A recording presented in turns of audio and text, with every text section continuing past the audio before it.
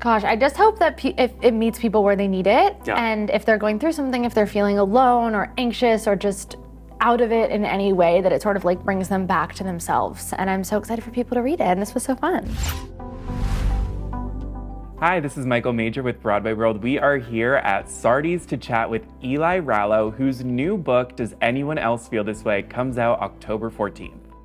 Eli, we are here at Sardi's. Your new book is out in October. How are you feeling right now? This is like the lead up. I'm feeling haunted. Like, I know everyone watching hasn't been here, but it is haunted in here. Oh, yeah. Like, I know that, like, I think Sondheim is here with us. Like, I don't know if he would haunt though. No, I feel like Sondheim would haunt in the way where it's like, you hear like a nice little like melody on a piano, and it's like, that's like really nice. It would be spooky, but not scary. Yes, like haunting, but not like haunted in a way. Yes, that's just the perfect way to put it. So we're in Sardi's, it's haunted in here, for sure, for sure. Yeah.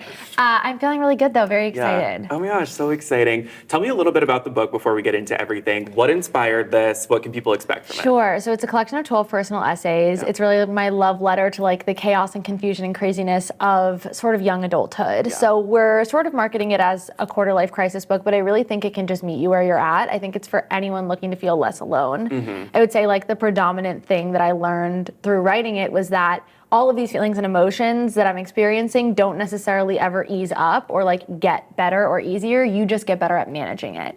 And it's been just like the blessing of my life to write this book, and now to have it come out, I feel kind of crazy, but that's good. I like to be crazy. My team is always like, the hype. Yeah, my team is always like, do you like this? Like, do you like this? And I'm like, I've always been the type of person that like needs a million things going on. Like I need bus club, another club. In college, like I had so many things going on that I couldn't make it to class. Like I was like producing a show, writing a show. Oh, I'm gonna do this. I'm doing a cappella. Now I'm over here. Let me write for the newspaper. I'll become an editor. Like I was like running businesses. Like there was no time for running that high school like the Navy. My parents were like, you're not going to school. I'm like, I know, like there's shit to get done.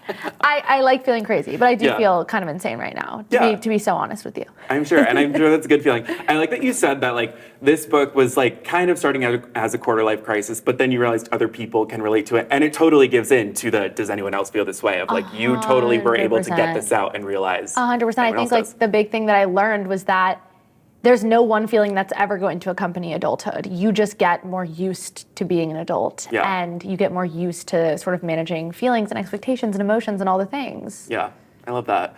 You mentioned your upbringing. You were a theater kid growing up. You had your hands in many pots, but that was one of the things. How did your upbringing in the theater contribute to becoming an author, to becoming a social media personality, to this book? How did that feed into all of this? You know, I think that out of all the like famous TikTokers or like all the big TikTokers, everybody is either hot, they were popular in high school, or they did theater. Like, it is one of the three. It's one of the three. Like, there are the people that are hot, and it's like, you're so hot, congratulations, like, you deserve the world. Then there are the people that, like, they definitely thrived in high school. Like, people liked them, they were cool, they were maybe, like, a mini celebrity in their, like, small Connecticut town. And then there's the people that did theater, which is more of us than you can count. Like, I think that it's so linked, TikTok and theater, internet personalities and theater. I would say that theater has kind of just been the backbone of everything. I've always had a very like wild imagination. When I was really little, the things that I loved the most were music and like storytelling of any kind. So books and music. I absolutely loved Julie Andrews. Like when I was a kid, I loved Mary Poppins and Sound of Music. And I kind of was just enamored by storytelling and music. So obviously musical theater really made a lot of sense for me. But I think that in a way, like literature is really theatrical. I think that a lot of the book people I know are very like much so appreciators of theater. Like they'll go see John Proctor. You know what I mean? Like when there's a hot button ticket, they're sat.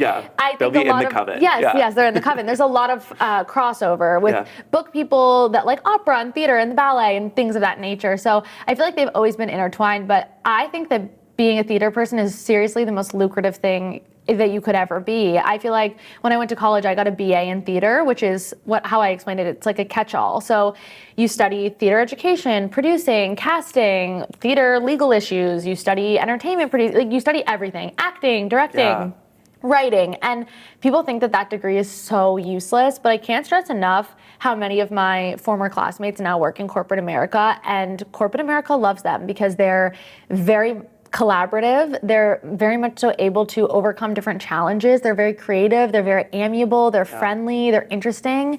And I think it just equips you with like so many good tools that you need to succeed. I think it's probably easier to get a theater degree and go into another industry than it is to get a theater degree and go into theater. Honestly, yes. I could totally see that. I like that you say that because it is like, even if you don't pick up right away that someone like is or was a theater person, once you find that out, it's like, oh yeah, I should have known that right away. It's like it's like we're on the same wave. Yeah, I love that.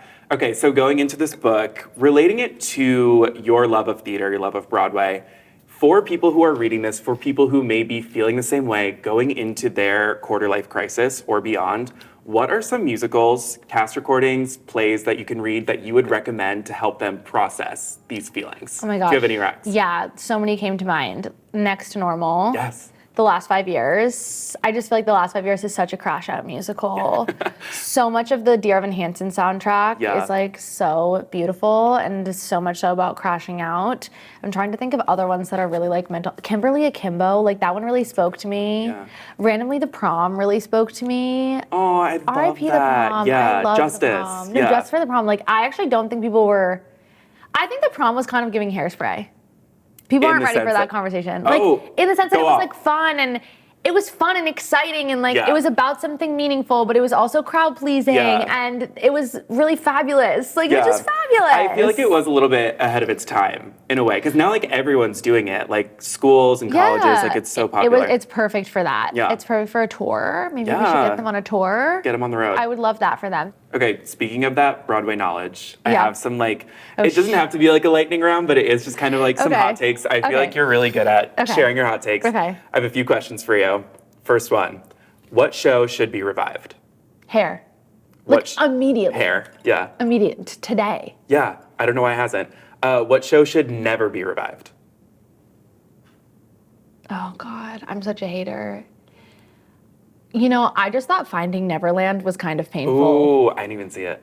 It was weird, and then like, it was just giving. And the Harvey Weinstein of it all. I just think we're good with that one. We're good, okay. Sit that one out. What pop star needs to come to Broadway? Lady Gaga. Immediately, tonight. I want to see her as Evita, Ava Perón. Gaga is Evita. Oh my God, Gaga is Evita. Yeah, I can see it now. Insane.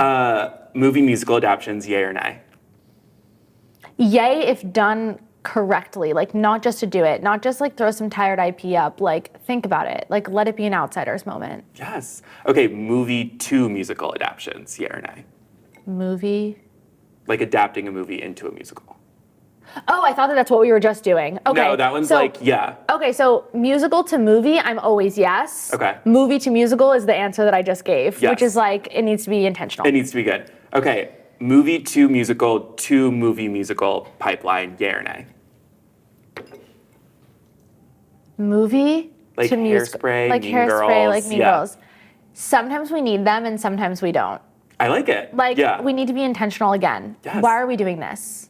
Stay intentional. And are we looking at the flops and are we saying let's not recreate, or are we looking at the bops? Like sometimes I'm like, did anyone even like watch this? Yeah. You know? Yeah. Who let this happen? Who greenlit this? Who was like, Chuck, like this had to go through so many. But then I'm like, Hairspray 2007 is the best movie of all time. Hairspray 2007 is the best movie of all time. But that's what I'm saying. Look at the bops. Yes. Look at that and say, how can we make this happen? Look at what worked. Yes. Yeah. Let's get in a room and say, this is what we're doing tonight. I love it. Well, just final thoughts here. Your book is coming out. What is there like one final thing that you just like want people to take away from this? Gosh, I just hope that if it meets people where they need it, and if they're going through something, if they're feeling alone or anxious or just out of it in any way, that it sort of like brings them back to themselves. And I'm so excited for people to read it, and this was so fun. Yes, thank you so much for joining us. Thanks so much for having me.